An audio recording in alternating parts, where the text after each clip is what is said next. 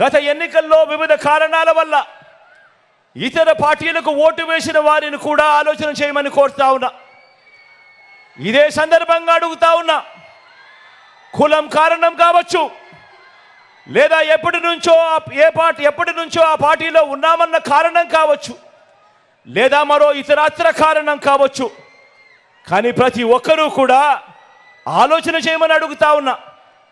వాళ్ళను కూడా అడుగుతా ఉన్నా, ఆ అన్నలను అడుగుతా ఉన్నాను, ఆ అక్కలను అడుగుతా ఉన్నాను, ఆ తమ్ముళ్ళను కూడా అడుగుతా ఉన్నా, ఆ చెల్లెమ్మను కూడా అడుగుతా ఉన్నా, ఆ అవ్వలను ఆ తాతలను కూడా అడుగుతా ఉన్నా.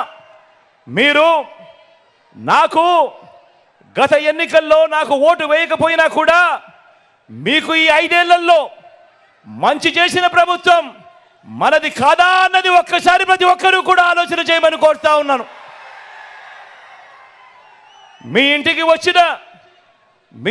వచ్చిన పసుపు నాయకులు, గ్లాస్ నాయకులు అబద్ధాలు చెప్పవచ్చు, కానీ మీ కుటుంబానికి మీ బ్యాంకు ఖాతాల్లోకి మీ చేతికి గత 55 నెలల పాలనలో జమ అయిన చేతికందిన స్కీముల డబ్బుల వివరాలు మీకు నిజాలే చెబుతాయి అన్నది ప్రతి ఒక్కరూ కూడా గమనించమని కోరుతా ఉన్నా.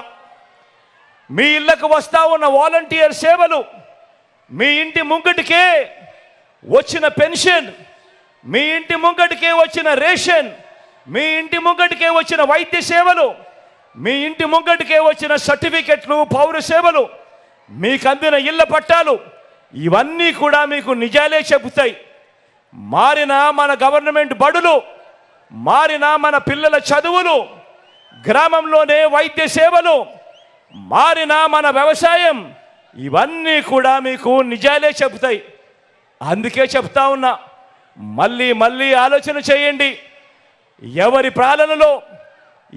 పాలనలో మీకు మంచి జరిగింది, ఎవరు ఉంటే మీ బ్రతుకులకు మంచి జరుగుతుంది అన్నది ఆలోచన చేసి నిర్ణయం తీసుకోమని ప్రతి ఒక్కరిని కూడా కోరుతా ఉన్నా.